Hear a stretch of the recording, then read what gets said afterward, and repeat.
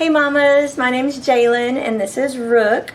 We delivered here at the Natural Birth House on May 27th and this is our story. So I was just, briefly aware of what gestational diabetes was. I had no idea what it really entailed to be a gestational diabetic.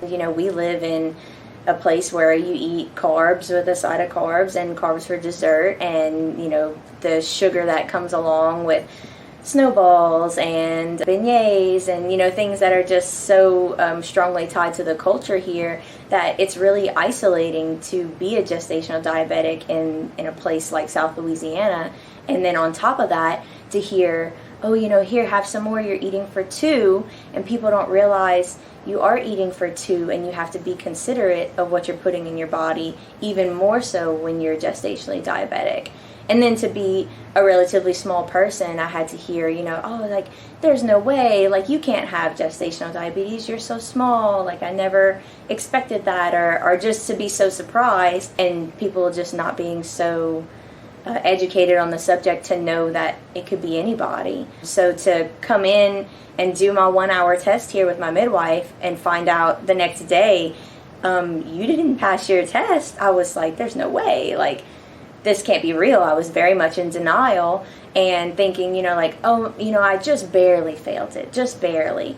And doing a lot of research into it, just barely is still a fail, and it's still something you have to be really mindful of. So to experience that at about 28 weeks with 12 weeks left in my pregnancy and have to do a complete lifestyle change, it was very humbling because I was not really paying attention to what I was eating. Pretty isolating in the beginning because in my mind it was like, how can I expect my family and the people around me to adjust to this diet change and lifestyle change? So my initial phone call and experience with being told that I had gestational diabetes was like, okay, let's do this. And immediately after hanging up, it was like meltdown city because I just was so unaware of everything that was going to come along with being gestationally diabetic. I did, some digging. I found Real Food for Gestational Diabetes by Lily Nichols and, read through everything that pertained to me because as far as my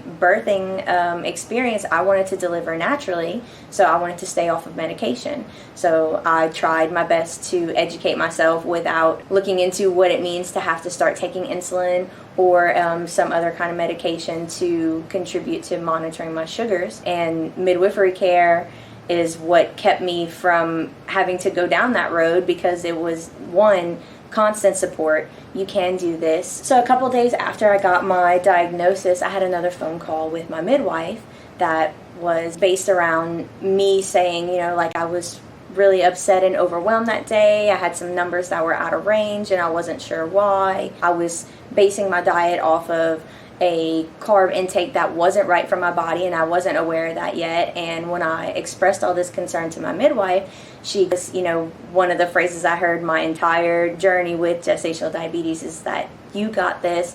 We're proud of the hard work you're putting in because it is hard work.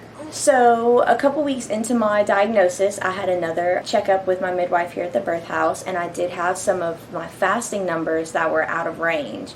And being that they were out of range, there was a concern that we may have to, intervene. So I was sent to do my 3-hour glucose test, which on my first draw after consuming the glucose drink was over 200, which was an automatic fail. That prompted my midwives to have to refer me out to the maternal fetal medicine high-risk doctor, and that was very overwhelming, and I wasn't gonna, take no for an answer when it came to being able to deliver naturally here at the birth house. So I just kept up with my diet and my water intake and my exercise.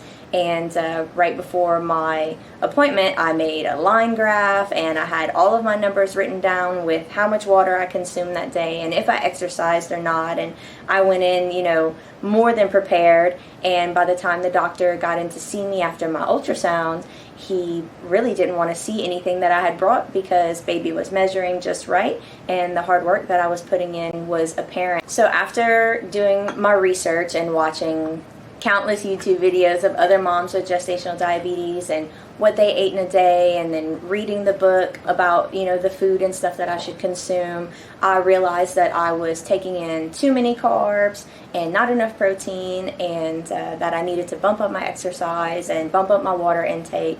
So I put in, effort every day to clock how much I was eating, paying attention to the ingredients of the things that I was consuming, downloading apps that could tell me about, the food that I was eating, and really just putting in a lot of hard work to stay off of medication, because I knew that, being prescribed medication was going to take away what I really wanted from my birth experience. The most difficult part of changing my lifestyle and my diet for gestational diabetes was having to put myself on a schedule.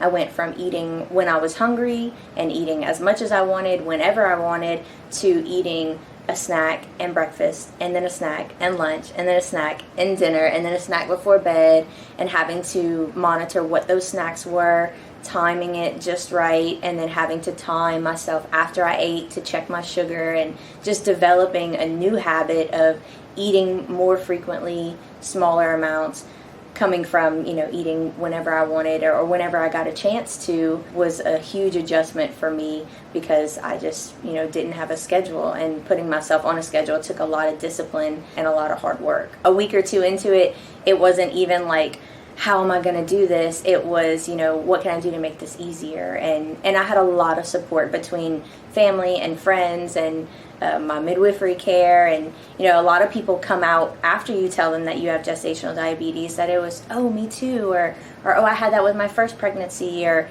people that never really talked about it before, to come out and say, like, me too, was like, wow, like, what kind of support did you have? And chances are they typically had a hospital birth, they were induced early, or, there was some kind of risk that was explained to them that convinced them that they needed to be induced early, and they just didn't get the birth experience that they wanted. So to come across so many people after the fact was like, wow, like, this affects a lot more people than we expected to. My labor was 12 hours long from start to finish. I came in on actually Thursday morning, went into labor on my own. I woke up with bloody show, and by the time I left the birth house around noon, I started to contract about 5 minutes in between for about less than a minute apiece.